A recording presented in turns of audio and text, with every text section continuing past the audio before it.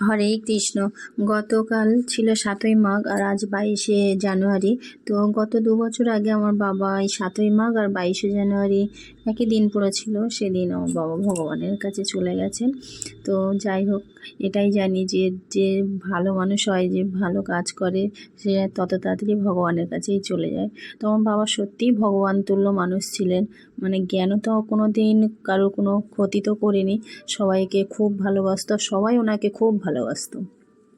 তো আমি সন্ধে হয়ে গেছে আমার যেতে যেতে, তো গিয়ে বাবার গলায় ফটোতে একটা মালা দিলাম আর কি পরবো। তো দিদি রান্নাবান্না সব মানে তরকারি ফরকারিগুলো খুব কমপ্লিট করে রেখে তারপরে আমরা একটু সবাই বাবার সঙ্গে একটু ছবি টবি তুলছিলাম আর বাবাকে একটু প্রণাম টনাম করলাম সবাই মিলে, আমরা সবাই।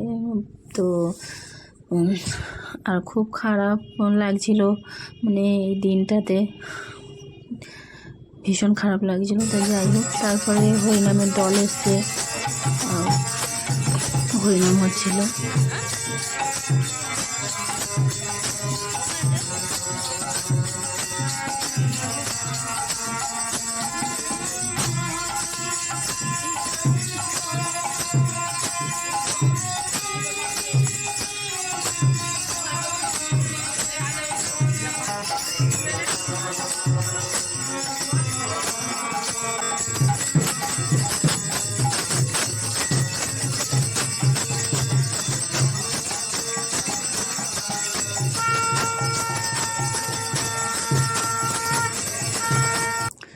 আর এই যে হরিনামের দলটা গান করছে, মানে আমার বাবা এই দলেই গান করতো।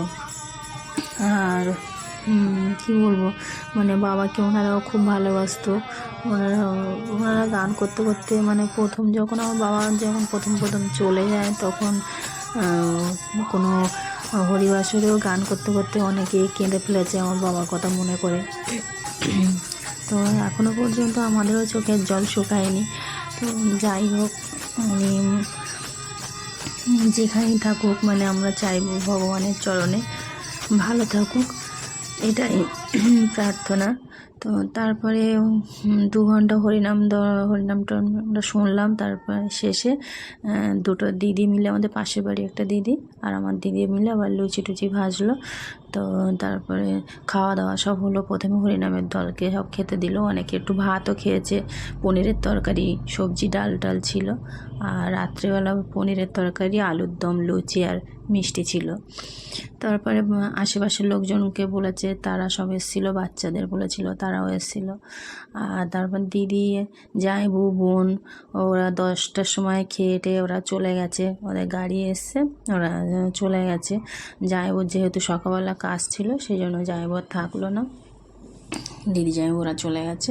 আর আমারও মানে আসার ইচ্ছা ছিল, যেহেতু আমার ছেলে মেয়েকে আমি রেখে গিয়েছিলাম, ওদের 11 তারিখ থেকে পরীক্ষা বলে আমি ওদেরকে নিয়ে যাইনি।